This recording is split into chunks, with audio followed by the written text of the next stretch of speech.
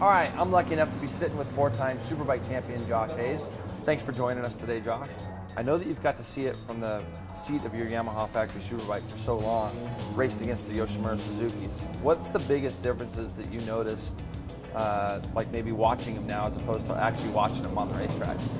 You know, honestly, I still think that what I know from sitting on the motorcycle is relevant. You know, I raced against the current generation of bikes that are out there and the previous generation. I've kind of learned a little bit about the DNA of the motorcycles and what they do good, what they do bad. So the Yamaha strengths are just a little bit different. You know, they're the tuning fork company, so they tend to flow a bit better. And if you put a series of corners together with any speed, the Yamahas really excel in that. So usually if you have a good fast section, by the end of the section I'm in a position where I can go offensive with the Yamaha.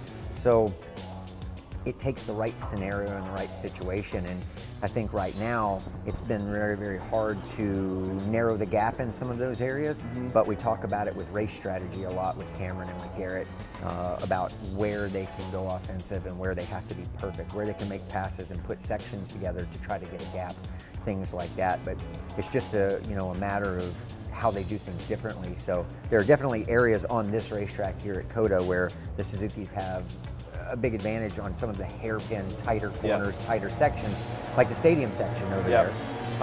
The first flowing part of the racetrack, I think that the Yamaha transitions side to side really well, carries good speed, and you can put a few things like that together really well. You can kind of get yourself a little bit of space.